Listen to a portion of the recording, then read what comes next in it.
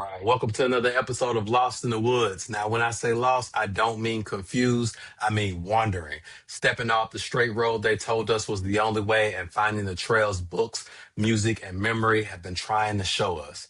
See, down here in the South, we know the back roads will take you places the highway never could. Hip hop taught me that too. A verse, a beat, a book cracked open on the porch. That's where I learned to see the world sideways, to flip what they gave us into something else. That's what we're doing here, wandering through the written word, through culture, through lived experience, getting lost on purpose, because that's the only way you discover something bigger than what you were handed. I'm Dr. Jerid P. Woods, and this is Lost in the Woods. Wherever you're listening, Spotify, Apple, Google Podcasts, or if you're watching the visual on YouTube, we thank you for walking with us. Let's get it. So today, our guest is Dante Stewart, writer, speaker, theologian, and cultural critic. He is the author of Shouting in the Fire, an American Epistle, a memoir meditation about being Black, Christian, and American in a world that often demands we choose one or the other. He holds a BA in sociology from Clemson University. And have you already you've already gotten that theological degree, Yeah, I Memory? did. I did. I finished. Yeah. I finished my MTS in I want to say 2023. 2023. Okay. Yeah, Yeah, yeah. 20. It was 23. Yeah, 23. Yeah. So Dante is getting after it. And because of that and all that he has given us, we have a practice that my wife so eloquently gave us this show. It is called Giving the Author and or person that I'm talking to their flowers. Dante, for you, I'd offer you the iris. The iris has always been a symbol of wisdom, faith, and a bridge between worlds. In Greek, its name means rainbow, a messenger between heaven and earth. It grows tall with petals that open like scripture, each fold of revelation. And that feels like the work that you do, Dante, every day. You bridge the sacred every day, the church pew and the corner, the pain of our history and the promise of our becoming.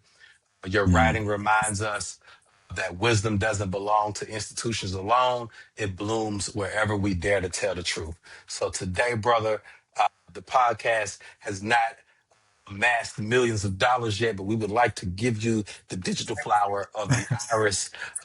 And when the money does inevitably come, we'll send you real irises. Hey, But rain gladly, check me, baby. yes, Rain check sir. me up. Yes, sir. Hey, Yes, catch me on sir. the other side. Catch me Yes, on the other side. sir. So first thing first, man, how you doing, brother? It's been a while. How you hanging? I know, man. Dr. Woods, Dr. Woods. Let me give you your flowers, Dr. Woods. Congratulations to you. Um, Thank you, brother. man, Thank you. in this present moment, bro, I'm doing well. It's been a beautiful day where I'm at. The weather's good. I just got finished going watching a movie, one battle after another. Hmm. Did some work today, had a good run today, had a good lift. Ate good today. Man, I actually left my green tea over here. I just realized that. Yeah, yeah. I was Go. supposed to have some. I was Do you, supposed to have some tea. do you need to go get it? Go. This is lost in the I'm good. woods. You I'm okay? good. I'm All good. I'm right. good. Because listen, I But love tea. I mean, yeah, bro. In this present moment, man, everything is not all good in life, and things could be so much better than they are. Things could be worse. But as the people say, you thank God for what it is, and thank God for what it ain't. And I'm always like growing and changing and challenging myself. And this season, has really been the big season of like, dealing with myself and facing myself and trying to you know, grow and be gracious with myself. So today I have been gracious with myself, so I can say it's a good day. Yes, yes. One of my, I gotta send you this guy's song. You might have seen it. His name is Southside Vic. It's on the radar freestyle, but that song that he does there is not the song I'm thinking about. The song I'm thinking about is "The Day After My Show," is the name of the song. But it opens up with he's like, "I'm thankful." I wanna read it. The day after my show, Southside Big, because you're gonna love this. I love that I can even like do this now Yeah, for on sure. a show that we could just pull up the rap lyrics, right? But the most beautiful thing is basically says, I'm thankful for this day. I'm feeling stable for my friends, for my family, for my fans, and for the people that enjoy my music. And that's Mm, the opening lines is that mm, he's thankful that he is at bare minimum feeling stable enough for his family and for his friends. uh, And it's just like it makes me think about like what you just said, the meditation about I was gracious with myself today. You know what I mean? And mm, and we will see about tomorrow.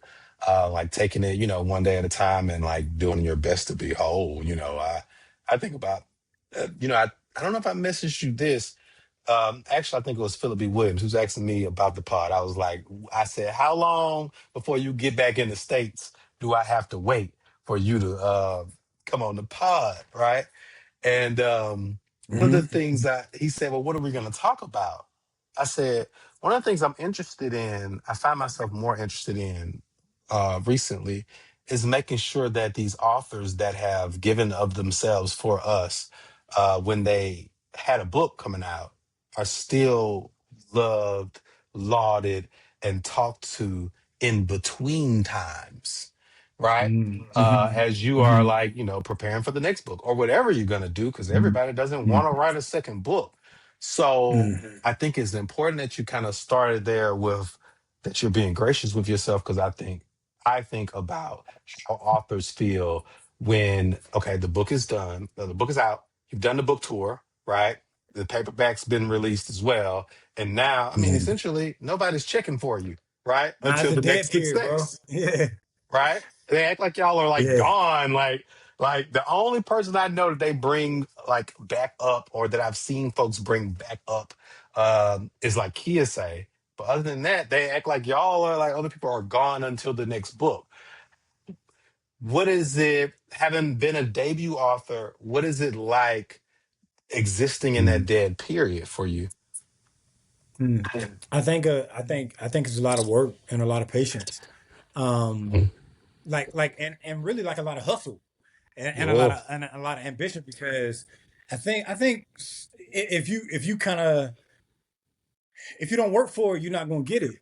So I think a lot of it is like a lot of hustle and trying to think of ideas and trying to put things in motion, sliding DMs and sending emails, writing up pictures, imagining new stories to be told, Hmm. or new essays to be told, or new poems to be written. And I think a lot of it is like in the in between times is like investing in your craft and working on it. So one of the Yeah. things my friend Amber, one of my friends Amber, she's a writer, Amber McBride, she challenged me to like read more, Hmm. and to really just like utilize like my time for reading more than I actually do. Because I think a lot of times we get into a hustle or bustle of like trying to produce the thing, whether it's like on Instagram or whether it's the book project or whatever. That oftentimes like we don't like read. Now Yeah. there is a part of like another friend who said she just posted about like there's a word for those who collect books and that they don't Yeah. always read. Hmm. And it's about like still wanting to grow. So you're still reading. You might Hmm. not get to it, but at some point you're going to get to it. And people who collect books to read them, even if they don't Hmm. get to them, still want to grow in a certain way. But I think a lot of time that in between time is like working on yourself, working on your craft, and showing up for the people you love. Like I literally, for this year, on my board, I got my story map board in front of me, and my thing for 2025 is creative consistency. And the three things I wrote down was like I want to learn something new every day, write something new. I want to two be with the people that I love, and number three, I want to take care of myself. Yeah. And I'm reminded of like Toni Morrison, like be a mama and write. you know, Yeah. uh, it's simple. It's very Hmm. simple.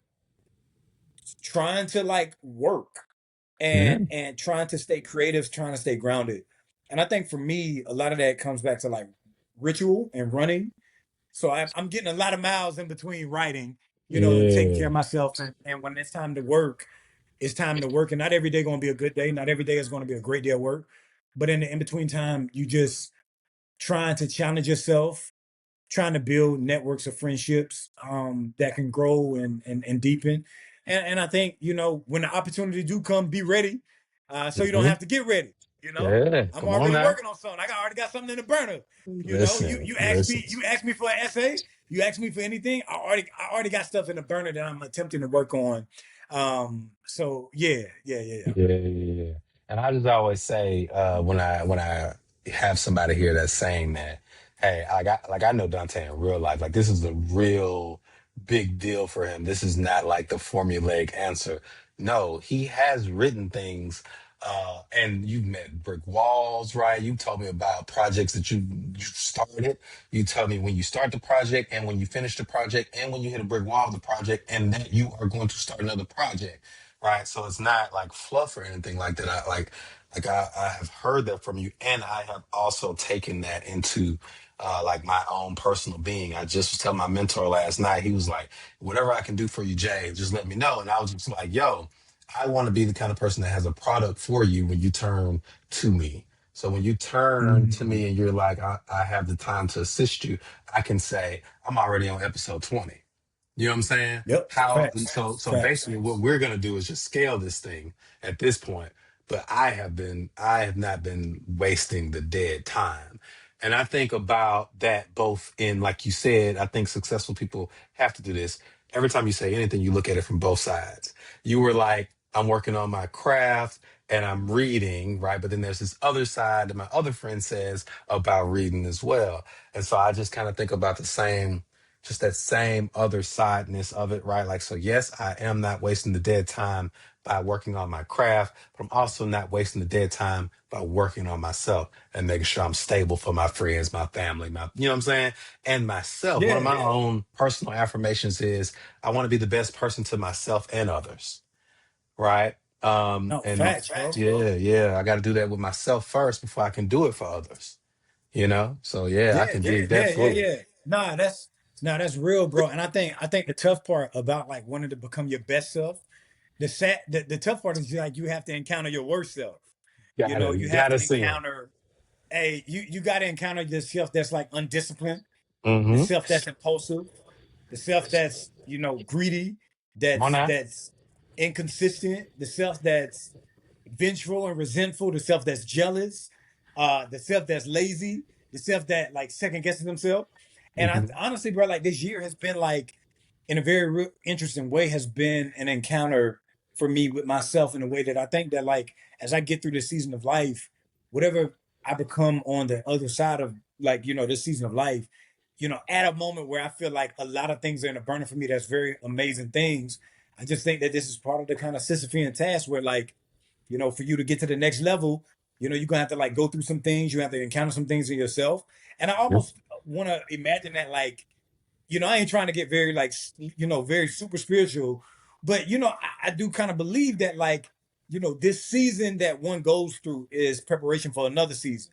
And I'm not Mm-hmm. saying that like, okay, that there is a through line between those things, but like there is a part of like challenge, that growth does not happen without the challenge.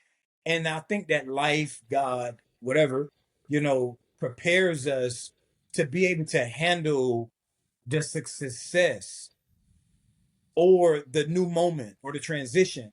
And I almost kind of go back to K Dot, like that moment in between, Mm-hmm. that moment after To Pimp a Butterfly. Damn. He goes Yeah. through that break and he Mm-hmm. comes back with Mr. Morale and Big Stepper. And I think about that moment, like I think about that Mr. Morale and Big Stepper moment, and then from Mr. Morale and Big Stepper,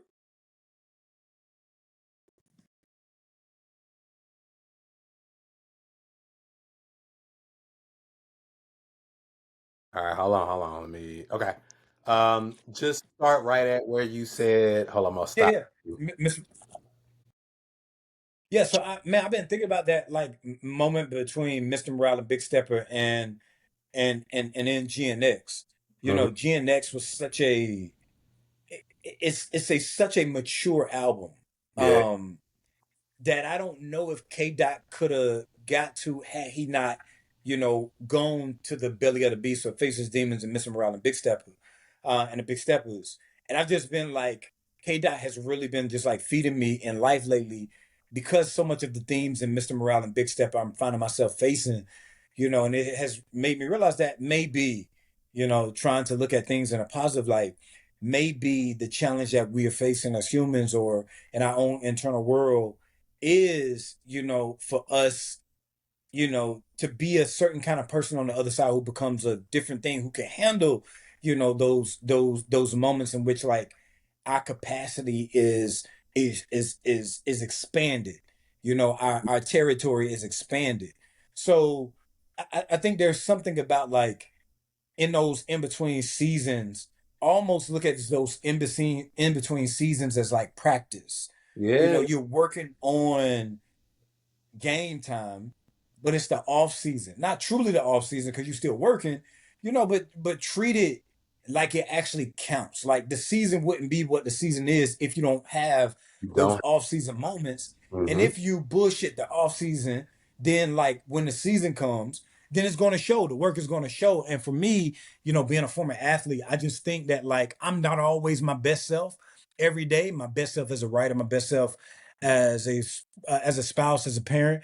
I'm not my best self, as a person, as a whatever, but like I think a lot about trajectory.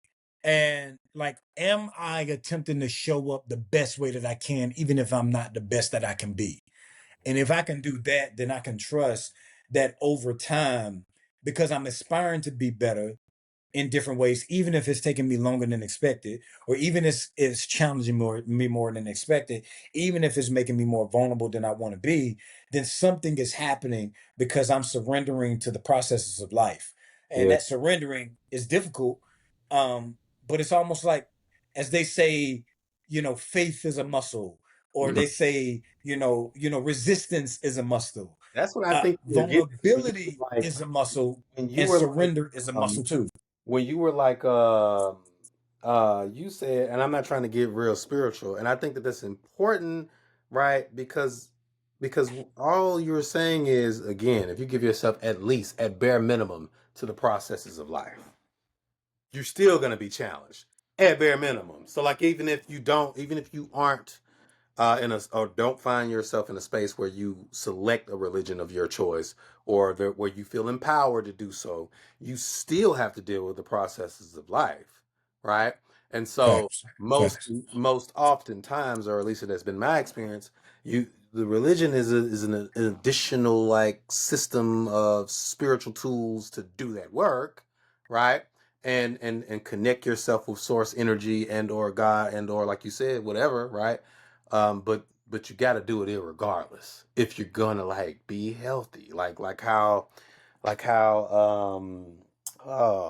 K. Mambara said, it's a lot of work in being well, but Yeah. you gotta try and do it. You know what I mean? Yeah. One of the Yeah. things I think too that you alluded to that I think is very important, and we've talked about this so many times off wax, but I'm super excited to talk to you about it now. But listening to Jid, Rex Like Raj, the Clips, GNX, uh, you hear so much of us in those albums and in that artwork and in literature, but like I said, we're talking about music right now about men wrestling with fathers, absence, Mhm. inheritance, masculinity, etc. Hip hop has always been one of the ways black boys have learned how to be men, for better or for worse. How do you think we pass Mhm. culture down or fail to uh, between, I would say, maybe parents and children, and how did music become that thing that has been leaned on as something in between it? Because I think a lot of times we give music the flack. We're like, yeah, hip hop's making the kids do that. But okay, if there is no one like concerted in a concerted effort of raising these kids anyway, and you're asking them to do it on their own, Mhm. what is it about music that you think leads them there to try and learn from it? And what is the importance of albums like the GNX? Oh no, Mr. Morale and the Big Steppers, Jid, Jid's God Yeah. Doesn't Like Ugly, or the Never Ending series that gives us God Doesn't Like Ugly, and then someone like Rex like Raj, who I couldn't wait to hand you. What do you think Yeah. about that when you hear that question? I think for me, I go back to like music has always played a huge part in like black, political, spiritual, and cultural formation. Music, like our food, has been the place where we can be most ourselves and where we can be most human without the pressure of being something that we're not.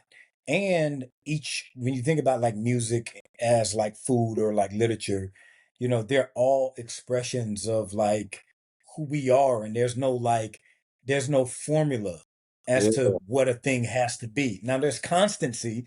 Don't be coming up in here trying to change like the mac and cheese recipe or like, right. fried chicken, you know, There are rules. some There's like TikTok a video, framework. You know what I you mean? know. Yeah, yeah, yeah. There is a tradition, Mm-hmm. there is a tradition. Hmm. Um, but I think it's also like we all get to do the thing the way we do it ourselves. And I think for me, I think about back in my childhood, my oldest brother, DePaul, where for many of the young kids like him who was 80s babies, Hmm. who really came of age in the 90s, for them, their CD cases were like a Library of Congress. It was like the Library of Hip Hop for them. There was so much of, the very formative albums where those young black boys and black girls, black kids felt less alone in a world that felt them to be backward and wayward. And so it became a form of both coping and escape. And, very much so a form of like pleasure. I think a lot of times we don't think about, Hmm. the almost like intimacy and pleasure that happens when music connects with the soul on a level that like when you repeat a lyric or a line that you love, there is like a pleasurable feeling. There's a definitely a kind of like intimacy, a closeness that happens between that art and your heart. And what happens is like, moments of intimacy become places where you can persevere in the future, Hmm. because the things that ground you in the future when you face problems is those intimate moments that remind you that there are people around you waiting on you, that's cheering for you. There are things that's deeply grounded in you, that's a reservoir of grace and hope that you can like lean on. So I think like first and foremost, when I hear it, I think of like my brother who had this like massive CD case that he would Oh, not let anybody touch. He no. would, I mean, I'm talking about like nobody, Yeah. nobody Come on now. could touch that CD case. And it was like very sacred to him. And I think for me, what's so funny is we grew up very Pentecostal, which there was this very um there was this very distinct, line between the Yeah. church and the world. And Hmm. so everything that was in the world, we didn't get a chance to really like listen to or watch or engage in. Hmm. So here I am. I'm born in 1992. So much of the music that like my friends, you, others, and Jason Reynolds get on me, me and Jay Yeah. get on me all the time about this, about like my lack of knowledge of music. So Mhm. he'll put me on something and then I'll listen to it and then I'll be hearing it for the first time and we'll share a moment where me and him are like, I'm like talking about, Nas, I Gave You Mhm. Power, and I'm hitting him up about that, or I'm hitting him up about the Isley brothers He or something like loves the that. Isley And I think, Brothers. yeah, yeah, you do. Yeah. So I'm hitting him up about that, and I think about like, just the sheer joy of those moments where like, music became a way of like language and a kind of antidote to loneliness Mm. for so many of the young people. And I think about like two last summer I made the choice to go back through 90s hip hop. Mm. And all I listened to last summer was like 90s hip hop and R&B. Yeah. And for me, it was such a transformative like experience. I'm not saying that like, I hadn't heard 90s hip hop and R&B, but I would listen to whole albums. And I Yeah. would sit and I would either run or I sit on the back of my truck at night and listen to whole albums. And I began to understand why people grieve the 90s. and Mm-hmm. why people like, yo, the music ain't the same, the things ain't the same. And I began to understand that like it wasn't the same because like it's almost like even if hip hop was very rigid and almost like grudgy, underneath that was immense care. Mm-hmm. Care for Yeah. themselves, Yeah. care Yeah. for nature, care for the community, care for education, care for dreaming, care for love, care Yeah. for loss, Yeah. care for sex and pleasure, care for intimacy and growth and challenge and change, care about the society and care about politics. Beneath all this, like love songs of hip hop was an immense care for yourself and others. And I'm noticing that I think many people grieve that lack of care now because they say like, yo, people ain't really talking about that, which can be challenged, but I understand now why. And when I hear that question, I think about so much of this music taught young kids how to care about things and people they were told not to care about. Mm-hmm. And I Yeah. think about that like I think about my pops. I didn't learn none of this music from my pops. I didn't even learn none of this music really from my brother. That's what I was gonna You ask know, so you. it was What like, is your plan for handing hip hop to your son? So recently, me and oh, Long, he listened to. like, how did you do it though? How did you allow it to unfold? So I I let just my started playing it. yep, that's There ain't no recipe. yep, You know, yep. I just started playing it, and I. So what's so funny is I started him on K Dot. I Uh-huh. just feel like K Dot is a really good Same. intro for Mm-hmm. like young people. You Mm-hmm. know, because To get the whole thing, to get K the Dot whole culture of it. Yep. Yeah, because K Dot has a unique sound. He has a unique, it's all him, but K Dot in his samples and even in his lyrics and even like his attention to detail to music, he pays so much homage to the culture. Like K Dot loves being black He and he loved believed that like blackness is like a living force that should shape like his work. So I let my son listen to K Dot, and he loves K Dot. He loves hip hop, and I guess like same I started perspective. getting into vinyls, and Yep. so I think over time, I'm gonna begin to like introduce him to things, and hopefully somebody writes a young adult version or a children's grade version of Questlove's book Hip Hop is History. I Yeah. hope somebody do that, Yes. to I mean, I know they're writing the ABCs of Black History, but like I hope that somebody, I might need to pitch that myself, so I might need not to repeat that idea. I can't be giving away the goods on air, boy. You know, but edit that out. I'm joking. I'm joking. I'm joking. I'm joking. I'm joking. I'm joking. I'm joking. I And was even like, if, yeah, I'm bro, thinking, you I'm know like, what? And like even Dante. if somebody write it, they can't write it like me. It's I write it the way I write it. straight And you up. write it the way you write it. I do the South. I'll do the South. You do the North. You do the job, And yeah. somebody do the West Coast. Come on now. Uh, Yeah, so I think that'd be a cool way to introduce kids to like that and like my son, something that I love my son does. Bro, he does this and I absolutely love it. I adore it. Let me see. Every time I play a song, every time I play a hip hop song, every time I play rap, hip hop, my son wants to grab my phone and he Yep. wants to read the Research. lyrics. And read the lyrics. Yep. That's why. So He want listeners, I cross my fingers just so I can make sure that I have visual evidence of my son does the exact same thing, and it makes me so happy. I be over there secretly watching like this. Yeah, dog. Go ahead, look it up. Yeah, that's what he said. Yeah, dog. That's what he said. Yep, that's Yeah. what he said. Yeah. Yeah, and I be Yeah. vibing. I be vibing with my son. I look at him because he loves one of his favorite songs is "Count Me Out," Mm-hmm. and I'll just see him like bobbing to "Count Me Out," and he really loves Element. So Yeah. he loves Element. He loves the art of peer pressure. He loves backseat freestyle. Mm-hmm. He loves the Heart Part Five. Like there are songs on K Dot he really loves, He really and I love. think musically like there's something, I mean, the earlier we can get them to at least appreciate Mm-hmm. that this is a art form Yeah. that matters, I think long term they'll remember it. And that's something that I wish I had as a youngin. I Yep. feel like at 33, I'm playing catch up right now, Mm-hmm. where I'm behind the 8 ball and people are talking about Eric B and Rakim, and I'm like, who is that? You Yeah, know, and yeah, people are talking about, and bro, I swear, like I'm envious of Hanif. yeah. Yeah. Like Oh, he's Hanif's ridiculous. like Yeah. ability to recall music.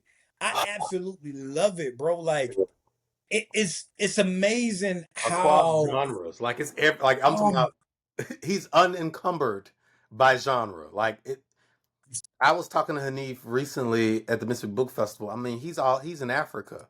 He's talking about like the experimental things they're doing in Africa, in France. You know, musically, like that's where he is. It's insane, man. It's insane. yeah, Yeah, yeah. yeah. Now we talked a little bit about this, and we've seen this story before, but this history. So I think there's one thing that I think is super cool. A long time ago, I read this article that said like all the writers were in hip hop, right? And so like the reason I built that question about like men have always went to hip hop to learn how to be men for better or for worse. There's also there has been I think that men have been trying their best to try to do something with themselves for a long time, and there's this history of rappers leaving rap looking for God. You got Mace Mm, leaving for the pulpit, Shine for mm, Judaism, Malice turning into No Malice for the church, even mm. Kendrick weaving scripture and prophecy into rhyme. Why do you think hip hop keeps birthing these kind of spiritual seekers? And what is it about the life of a rapper that makes the search for God so important?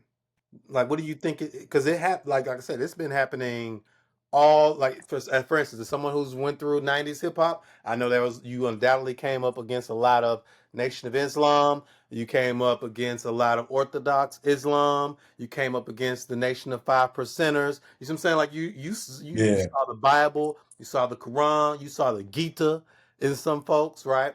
What is it yeah. about? Like I said, like about hip hop that you think births this quest for spiritual enlightenment? Bec- Honestly, bro, because hip hop breaks you open. Mm, I mean, it breaks you open in your most vulnerable spots. You know what it was like when we was young and writing freestyles on our in our composition notebooks. hmm Like we're talking about things that we oftentimes don't have language for, but that we're feeling, and we're trying to figure out like what to do with the pain that we feel. And when you do that, when you're broken open, you have this intense desire to have something grounded enough to put you back together. hmm And I think for a lot of rappers, I think it's baked into black culture in some sense. Spirituality is baked into black culture. It's who we are as I people. think we We're spiritual. very, yeah, we're very spiritual people. That's not even to say that we're religious people, Yep, just but like very we're very spiritual. spiritual in that like life has a kind of ultimacy to it. Mm, Life has a kind of divinity to it. Life demands, in some sense, spirituality is very simple. It's waking up and believing that everything demands attention, come on now. like an awareness. Like there's like it's not nothing like super deep. It's like Mm, waking up and like this experience of life is like a miracle. And like just simply being alive and just being like, golly, like I'm a human, I'm alive, and like yep. and it's almost like this quest to be the best version of ourselves, is spirituality. It's just like it's to pay attention. So I think so much of like hip hop is also about paying attention and hmm being aware, attuning to things that people are missing, or they refuse to face. And so when that tends to happen, you know, you have to face the ways in which you're not attentive. You have to face your ego. And I think for a lot of black men, I think one of the Achilles heels for so many of us is that like we delay facing our ego hmm Come on now. until we're forced to face it Until you force in the ways face that are damaging to us and and to others. people around us. And others. Yes, sir. Yes, sir. And it don't gotta be that way. But like sometimes it happens that way. And I think like hip hop challenges the egotistical parts of us. And when we're faced with the egotistical parts of us, if we're humble enough, surrender enough, then we will want a way to get better, to grow. And I think that's where the spiritual dimensions come in at, where like so much of like that kind of spirituality is like almost like a cry for help, but a kind of balm for Yeah. the soul when everything feels lost. Yeah. And you can really get lost in this thing. Like Yeah. none of us are immune to None of like life breaking us open in such a way that we lose our bearing. And so like for me in this season, what's so interesting is like I'm in a season where I'm actually leaning on hip hop more and poetry more sometimes than even the Bible hmm because what they're saying is meeting me in such a vulnerable spot. And it's giving me a kind of feeling that, like, yeah, you're not alone in what you're facing. You're not the only one that's facing it. You're not the first, you're not the last. And to me, what more spiritual task or thing than to like point someone into the direction of like, your life matters, your body matters, your experience matters. And there's a divine force. God is at work in your story, even if you don't realize it. Even if And you don't that like there are things that has happened religiously that you can use as fuel as to few. figure out what's going on. hmm So it's everything is useful. And Every so yeah. if I lose the knowledge or at least the practice of believing that everything is useful, then I lose my bearing. And I Mm. think something about hip hop, when I think about like these journeys, it's about like being useful and feeling the feel because so many black men feel used, hmm but they don't feel like their stories are useful. Come on now. I said it And all. something about hip hop allows these men and women, we got to shout this, but you asked the question about men particularly, but I think Mhm. about like so much of male and female hip hop are intertwined in like, does the things that I care about or go through actually matter and I are was just gonna useful? say because you can see there's a through line of so you got the men that are fighting for like their value and like you said their usefulness in this genre that they were isolating and almost ostracizing the women in, right? And then so the women are doing that same work of uncovering themselves, right, simultaneously to the point where, I mean, listen, it's a whole bunch of them spitting better than a lot of these men off top, right? Facts, Like I'm talking facts, about intricate, getting after it. You know what I'm saying? facts, Like, and facts. ain't just talking about the usual. I'm talking about, you got your girl. It's my anxiety. What's an Yeah, Doja? Doji. Yeah, yeah, yeah, right. Like, I mean, going everywhere, every which Yeah, way, like having the same length and breadth of a Busta Rhymes. You know what I'm facts. saying? And so yeah, I think you're absolutely right. We got to shout them out. Who is freer, the author or the rapper, on the page? Because I think one of the things that you're talking about, Jeez. I have felt that I think the people who consume literature are putting or sometimes put authors in a difficult place because one of the things I think you pointed out about hip hop is, can it happen in the real world? If it can happen in the real world, then we should be able to discuss it musically, right? Facts. Like if we are Facts. if we are okay with being a country that allows it to happen to any citizen, then surely we should be able to listen to it, right? But I think Facts. that oftentimes we don't feel the same way with the written page. Like that Mm, the written page has to have characters that show up perfect already. Do you mm, feel like, so who do you mm, think is allowed to be freer on the page? The and I would say the MC, the singer, or the author. mm. I mean, when I think about like, I mean, part of me has to say like the rapper almost. Partly because like because the diff it's even hard to say because like the difficulty level I think the rapper definitely beats the singer because I think the singer, by virtue of what most people hold a singer to be in their head, is Yeah. bound up in emotion. I think the rapper can go so many places, but I'm not sure if I feel the Yeah, author. I see. You know what I See, mean? yeah, so yeah, because yeah, I don't know if I feel that the author can go those places as well. Though, like, I think it's because we don't go those places. That's It's what I'm not. wondering because I think we've It's. I went those think a lot places of times it's before. because we don't like we refuse to go those places because in some sense, like, I mean, it's a very vulnerable place to be. You know, it's a very transparent place to be, and you know, I don't know. Maybe we should try it though. I don't know. Like maybe we should try more. You know, I think that we should try more to explore Mm-hmm. what has happened to us and what is happening to us. Um, but I think the rapper might be freer, but then the rapper can give. I think both of us are almost like mutually on a quest for freedom and Mm-hmm. coherency because Yeah, rappers lean on song is writers. like about liberation too on some level. Yeah, so we're You know what I all mean? kind of like intricately feeding off one another because it's like, I mean, just imagine like what happens when someone listens to, I don't know, Illmatic or something like that, you know, and or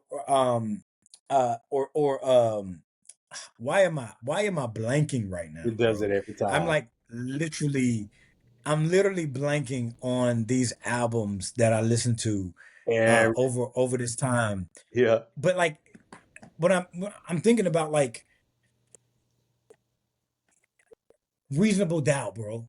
yeah. Like with Jay-Z and listening to these albums. Just imagine the albums that we listen to, and things like that. And it's like as writers, I think that gives us more courage to be freer in ourselves than we're used to. And I think it's rappers practice more freedom than we do. And I Yeah. think if we start to practice more and grow in that muscle of vulnerability on the page, then there will be more space created. Hmm. Um, but maybe that's the thing with literature. There's an expectation that like there's a distance between the author and the page in a Hmm. way that like, you know, I don't know how you write a Mr. Morale and Big Stepper. I don't know how you write a damn. I don't know. And I'm just talking about K Dot a lot right now because I'm really in my K Dot era right now. Just really like really sitting with his music. Um, I don't know if you can like write that type of thing, but I do know that like you can listen to it and listen to the themes and write those same themes and figure out a way to write it. And I think more of us should. What's up, fam? I hate that we had to cut this one short, but you already know when the conversation is this good, it can't fit in just one sitting. So you already know that we're gonna bring Dante back soon for part two because there's so much more to uncover about the ways hip hop, spirit, and stories shape who we are and how we love.